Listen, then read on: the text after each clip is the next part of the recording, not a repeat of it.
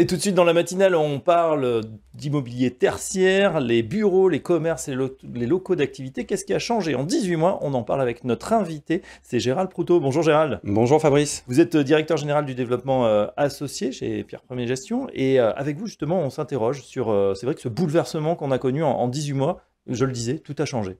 Oui, puisque depuis 18 mois, en fait, les taux d'intérêt ont fortement augmenté. Ça ne s'était pas vu depuis plus d'une décennie. Donc on a connu un environnement de taux bas pendant plus de 10 ans, ce qui a effectivement favorisé l'immobilier tertiaire. Depuis ces 18 derniers mois, et puis les transactions se sont taries. Et finalement, les investisseurs auparavant étaient plutôt des investisseurs qui pouvaient être passifs, c'est-à-dire attendre en fait une baisse des taux, une compression des taux de rendement pour pouvoir miser sur une plus-value au moment de la revente. Oui. Et ça, c'est terminé. Alors ça, effectivement, aujourd'hui, la donne a changé. Les taux d'intérêt bancaire, en tout cas d'emprunt pour des professionnels, sont entre 5 à 7% sur de la dette moyen-long terme, y compris d'ailleurs pour des professions comme les marchands de biens et les promoteurs immobiliers.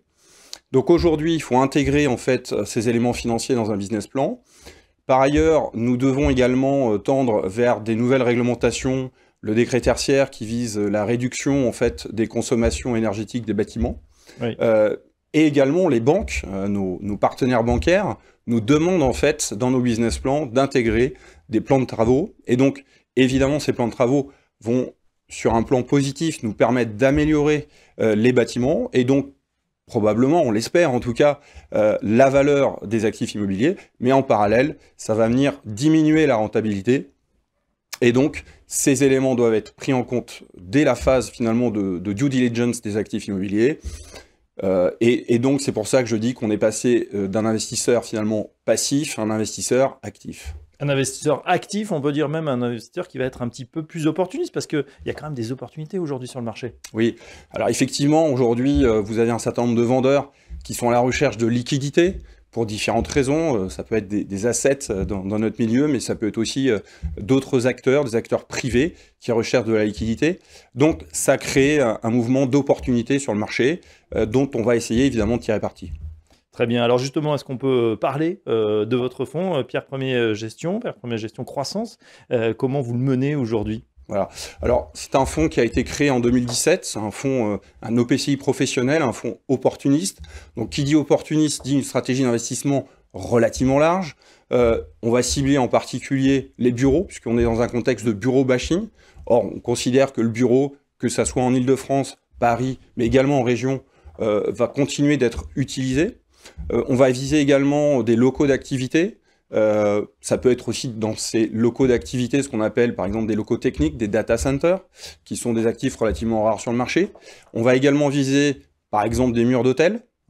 Et puis tout type d'actifs, je dirais, qui va rentrer dans la stratégie d'investissement du fonds, avec la recherche de taux de rendement supérieur à 8% acte en main, puisque c'est un fonds à effet de levier de la dette, donc on a besoin d'avoir des actifs de rendement. Bien sûr, et supérieur à 8%, ça veut dire que là aussi, le monde a changé. Justement, lors des phases d'expansion, c'est vrai qu'il y avait une collecte énorme, et vous aviez décidé, justement, vous, de limiter cette collecte. Évidemment, c'est plus le cas aujourd'hui.